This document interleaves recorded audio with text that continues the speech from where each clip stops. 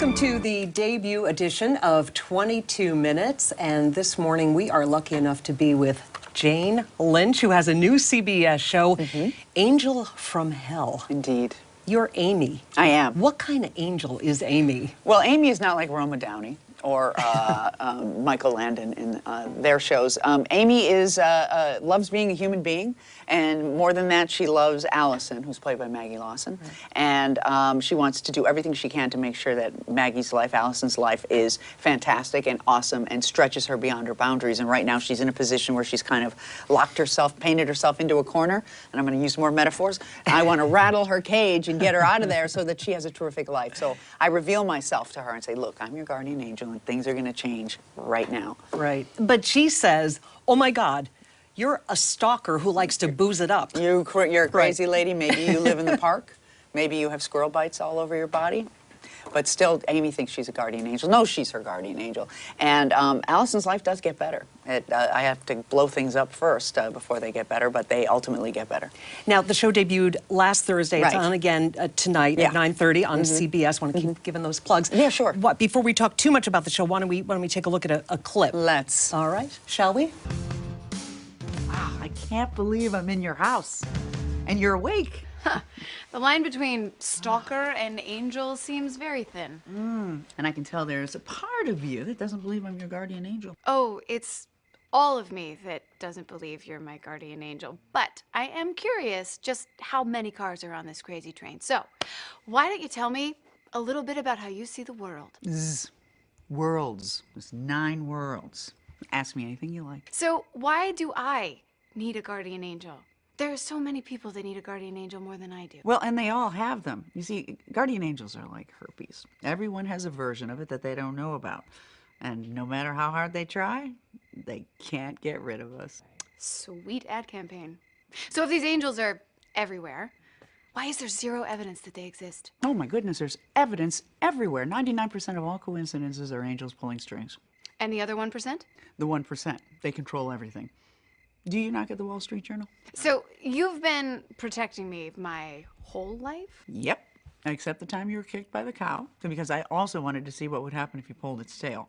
So if you're an angel, do you fly? No, we are flightless, which technically makes us poultry. Do you feel pain? No, but that might be the coding. Do you talk to God? Oh, Allison, do the people at the Apple Store talk to Tim Cook? So what would be the one thing that people would be surprised to learn about angels? We can catch anything that's thrown to us. What does that mean? Throw me something.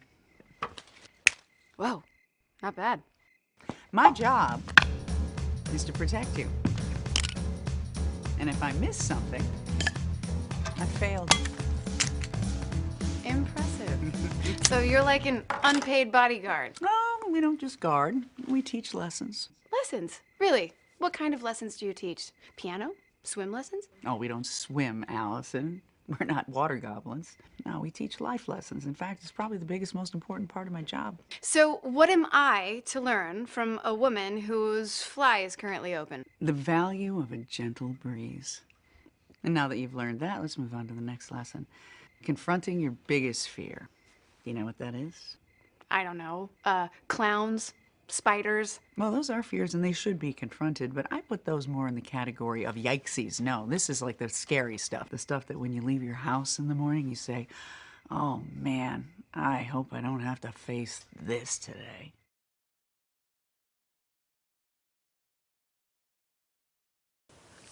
So again, in this show, you have this rat-a-tat-tat dialogue, these quips. Yeah. Is it hard to memorize that kind of dialogue? You know what? I come from Glee, where I was doing reams of dialogue every episode, so I thought that this would be easier. But it's, you know, it's not like it was hard. But there's so much to do with the timing that you really want to be completely off book and not iffy on your lines. You really want to be on top of it in order to play this stuff. And the creator was inspired by some classic sitcoms like Bewitched and I Dream of Jeannie and those. Those that we grew up with, you know, where there was some magical power that the lead character had. And it's funny, they were mostly women. And so, yeah, that inspired him to do this, yes. And your co-star, do you get to pick your co-star? Like, did you read with a bunch of different people We did. before? Yeah, yeah. And what was it about Maggie Lawson? Well, we actually had a chemistry read, what the network calls a chemistry read, where they bring the person in. And it's a very odd thing. It's like, oh, let's see if we have chemistry. It's kind of like a first date. Right. So when Maggie walked into CBS, first thing she did is she went to the bathroom, and I was in the ladies' room singing at the top of my lungs because there's beautiful acoustics in the bathroom. And she joined me, and we were singing a little bit of chorus line before we went in, so we kind of figured out right away. We kind of got chemistry. We went in there and we crushed it. And so you knew. There was no question. The minute we started reading, I saw the director go, Don Scardino go, because it was so nice, you know. And Kevin Pollak. Yeah, Kevin Pollak, what a great actor, and he's so funny in this, and he plays Maggie's dad. He's a dermatologist. They have a practice together, and it's a family thing. Kyle Bornheimer is the other actor, plays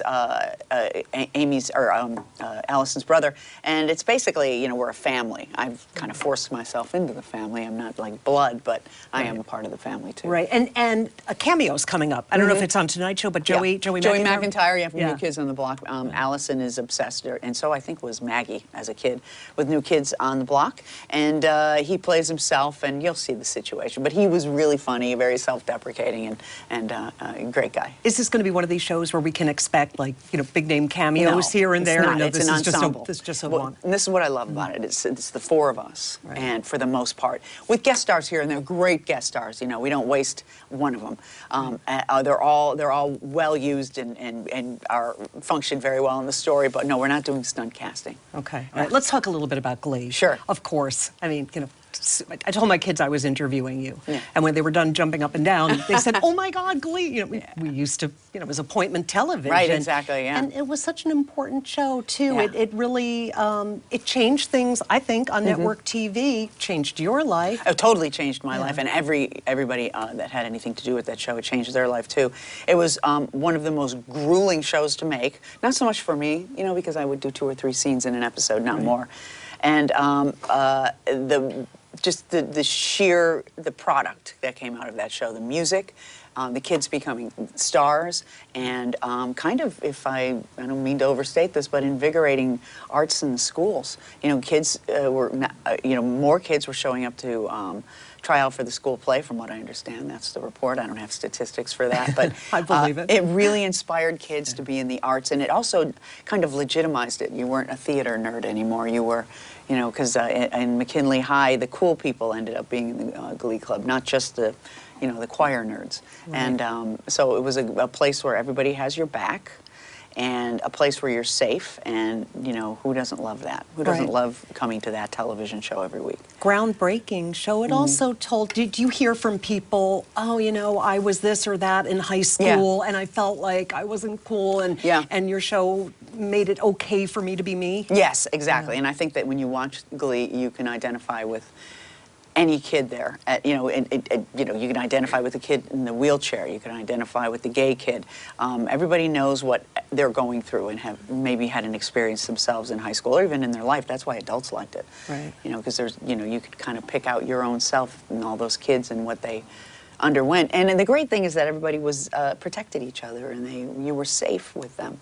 Now, you did the show from 2009 to 15. Right. Right. So when you started, you weren't a teenage ingenue, and suddenly you hit it big. You'd been a working actress for a number of years. I don't want to give away numbers. Not that it matters. But suddenly everybody knows you as Sue Sylvester. So what was it like all of a sudden to have that level of fame? Or were you just like, whatever, I've been a working actress, and no big deal? Well, I don't know that it affected, it made me happy.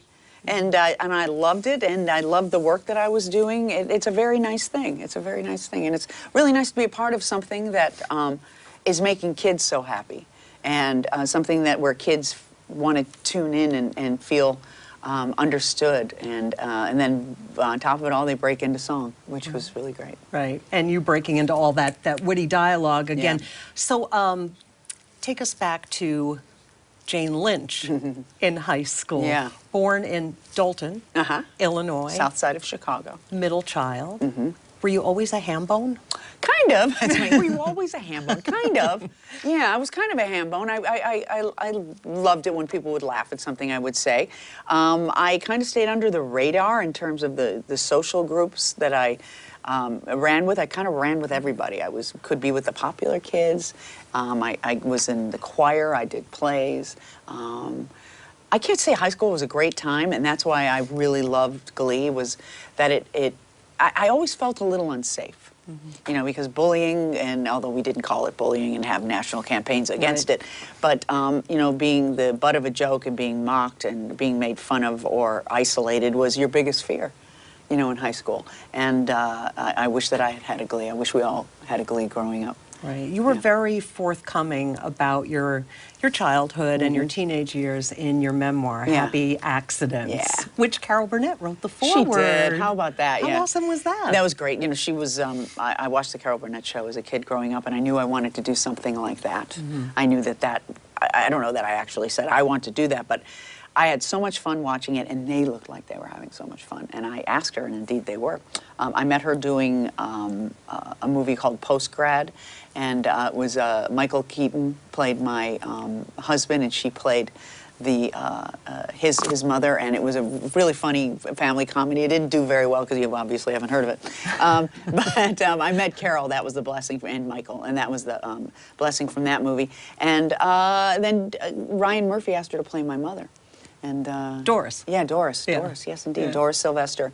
And we did 2 songs together. We did Why Did I Leave Ohio from Old Town, which is an old musical. And we sang, what else did we sing? Clang, clang, clang goes the trolley, yeah.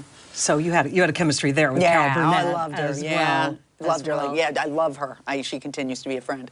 You have a funny quote from your memoir. My final piece of advice to 20-year-old me: be easy on your sweet self and don't drink Miller Lite tall boys in the morning. That's the practical side of that advice. Yeah, I mean, I was very tough on myself, and I think a lot of people can relate to that. I always felt I was doing the wrong thing at the wrong time. I was wrong inside, and not just the gay stuff, but just everything was wrong. And I don't know how that happened. My parents were loving and wonderful, but I was wired a certain way, and I felt insecure and just like I didn't belong to this world.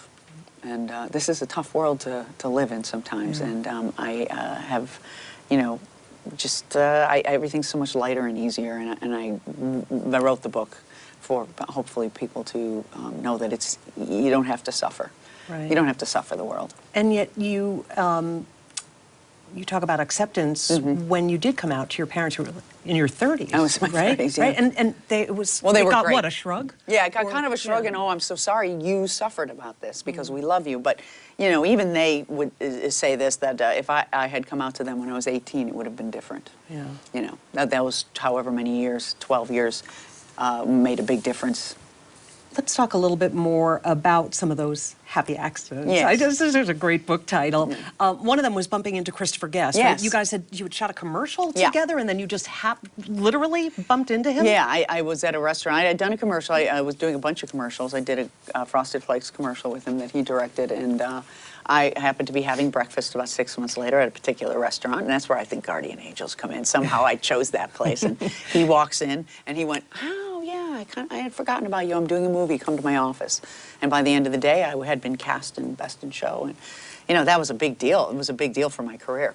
Yeah, I mean, once you get cast by a guy like that, now he does all these mockumentaries. Right, right. So then are you part of that sort of mockumentary mafia I guess so. after that? Yeah, I guess so. You know, I mean, he's asked me to do every movie since, so, you know, I'm really grateful. Yeah. And how about Judd Apatow? How did you come to work with him, the 40-year-old virgin?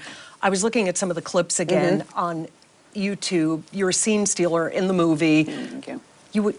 I was going to ask you to sing the Guatemalan. I'll do whatever you want. Would you sing the Guatemalan love song? Cuando arreglen mi cuarto, no encuentro nada.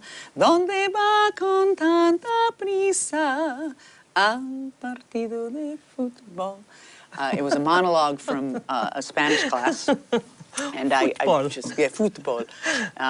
It was one of those things that, you know, Judd called us all in every day. And even if we weren't in the script to work that day, he called us in.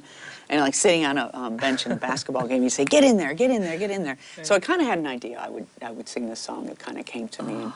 And they were great about it. And he kept it in the movie, thank you, which was really nice of him. And the look on Steve Carell's face. I know, he's the best reactor in the business. That was absolutely awesome. So you're basically an ensemble. We talked about this for Angel from Hell, an ensemble show. Yeah.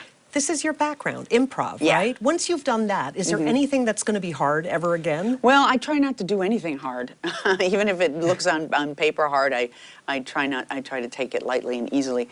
I love being part of a group of people. I don't have any desire to be alone up there or be like the main person. I really like, I call it like keeping the balloon in the air. You know, I love that. That's my favorite thing to do. You had to keep it up in the air the other night, the People's Choice Awards. Yes, indeed. You had the guy storming the stage. Yeah, well, I didn't. Luckily, I didn't have to You do weren't that. up at Sharon that. Osbourne, Yeah. you know, She kicked him in the butt. Yeah, Good for her. Yeah, and you did crazy. You did that really funny bit with Thomas Mellon. Oh, Lennon. Tom I'm Lennon. sorry. Yeah. You won the award. Oh, I'm Yeah, sorry. I'm sorry, it was Miss Columbia. I'm sorry you Yeah, didn't. but poor Steve Harvey, and we're done. No more. We did. I understand somebody did something at the Golden Globes too. Oh, So, goodness. but anyway, you know, those things happen, and I've hosted live shows, and you just never know. You know, I mean, there's no way to go back and say, can we do this over again? Are they hard to do? No. Again, you know, I try not to do anything hard or heavily. You know, you surrender from the very beginning, going, it's going to be what it's going to be, and we're on this train, and it's not stopping. Right. Right. Are you now? Once you've successfully hosted a show, like you've done the Emmys. Yeah. So then, do you get into sort of this pool of talent? It seems like it. And Yeah. is what next? Oscars? Yeah, or something? What do you think? I don't know. But you know, Neil Patrick Harris has done a bunch. I've done a bunch. Jimmy Fallon has done a bunch, and so we'll probably need to be retired for the next group of people now. Right. I don't want to wear you out here. I don't think we're up to our 22 minutes yet. However. Quickly, some memorable roles. We talked about thank you again for the Guatemalan love song. Yeah, my pleasure. The Fugitive. You were in The Fugitive. Right. Harrison Ford gave you some advice. He did. He told me to keep my mouth shut because I was, and not because I was talking too much, but because they were doing my reaction shot and I was like this. He said, I don't care how smart you are. If your mouth is hanging open like that, you look stupid. Do you want to look stupid? And I said, no, it's okay. Then close your mouth. 2.5 Men. You worked with Charlie Sheen. Right. You describe him as a pro. Yeah, he was a pro. And Great guy. yeah, I think when he's got his wits about him, he is. Yeah. He's a great guy. He was, you know, he was the star of that show. He was the leader of that show. And while I was there, anyway, he was great at it. Yeah. Cindy, for your another Christopher Guest. Yeah. You played a TV host. Right, exactly. And you said you felt that if you talked loudly. Talk loudly, bombastically, and hold your pose. I hope we don't do that on WINS. Upcoming, we talked about the awards. You have another Christopher Guest. Yes. Mockumentary. Mascots? Yeah, it's called Mascots, and it's about the folks who are mascots for, not the professional mascots, but for like AAA baseball teams or, you know, college athletic teams. And they actually have a convention every year where they do little routines, and there's someone deemed first, second, and third place. So you know how Chris Guest always finds some subculture, and then at the end, there's always a culminating event, and this is the competition at the end. That's awesome. Yeah. Any other projects? Any other big movies or anything? On No, let's see. Hollywood Game Night is running right now. We did 12 episodes of that. We that's just right. did the second, so that's on Tuesdays. 2 Emmys for that. Yeah. Look at you. Great. Yeah, it's great. And I'm doing a live stage show as well called See Jane Sing. And I have a smattering of dates until June, and then in June we're doing a blowout tour. We're going to do a gig almost every night. Oh, wow. Will So you be we'll here in all New over. York? We did Joe's Pub last year, so New York, we can't come back to New York until I get another show. Oh, okay. But we will be doing Sugarloaf. Have you ever heard of Sugarloaf, New York? We're going to be up in Sugarloaf, New But York. ski place, maybe. Maybe it is. I don't know. Yeah, I'm not sure. Sorry, Sugarloaf. I don't know exactly where you are, but that's our last. Oh, we'll be in Atlantic City. We're going to be in awesome. Texas. We're going to be all over the place. That's great. Washington And, State. Of course, you'll be on Thursday nights. Yeah, Thursday night. Angel from Hell, 9:30, 8:30 Central. Great CBS. show. Thank you. Funny show. I'm really proud of it. You I'm very gotta happy watch with it. Hey, before I let you get away, Yeah. so I'm trying to find like a signature question Yeah. for this show. Yeah. Not like James Lipton. We can't. We have to keep it Oh, clean. right. You know how he asks everybody right, like what's your favorite swear word and stuff like that, yeah. How about this? If you, I just got to spend 22 minutes Yes. with you. If you could spend 22 minutes with somebody, Oh, that's a good question. Who would it be? Who would I like to spend 22? Is that a good question or an annoying I think question? that's a good question. I just can't think of anybody right now. I'm kind of a loner. Or maybe somebody that you've acted with, or somebody that you haven't acted with, but maybe you would want to in the future. I would have loved to know Harvey Korman.